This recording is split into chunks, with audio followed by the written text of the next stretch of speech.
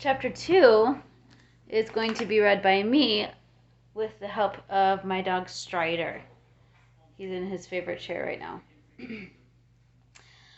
One day in May, the Littles were together in their living room. The two children, Tom, 10 years old, and Lucy, 8, were on the sofa next to their mother. Granny Little sat in her rocking chair knitting a red sweater for Tom. "Don't know why Henry Big made such a fuss when we took his old red socks," she said. "One of them had a real bad hole in the toe." Uncle Pete, holding his cane, leaned against the fireplace. "You have enough red yarn there, Granny," he said, "to start a knitting factory." Mr. Little was walking back and forth. "Please sit down, Will," said Mrs. Little. "You're making me nervous." "Now there's no reason for us to be worried," said Mr. Little. "The Biggs have gone on vacation before." "But never for 3 months," said Mrs. Little. "And what about this new family?" said Uncle Pete. "The Newcombs." He shook his cane in the air. "We don't even know them." "We don't have to, Uncle Pete. I keep telling you that," said Mr. Little.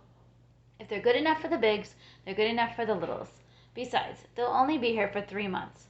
We can stand anything for 3 months." "Why do they want to rent the house for only 3 months?" said Tom. "Isn't that kind of silly?"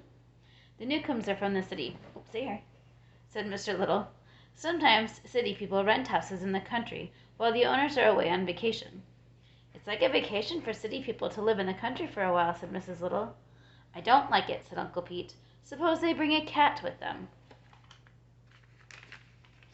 Lucy Little moved closer to her mother. "Oh, Mother, suppose they bring a cat with them." Mrs. Little put her arm around her daughter. Granny Little stopped rocking. "Did he say they have a cat?" She nodded toward Uncle Pete. "No, no," said Mr. Little. "He said suppose they had a cat." "Oh," said Granny Little. She started rocking again. "I hope they don't bring a cat." "Aw, who's afraid of an old cat?" said Tom. "I wish everybody would stop talking about cats," said Lucy. "I am afraid of cats." She looked from person to person. "Please, let's stop talking about cats."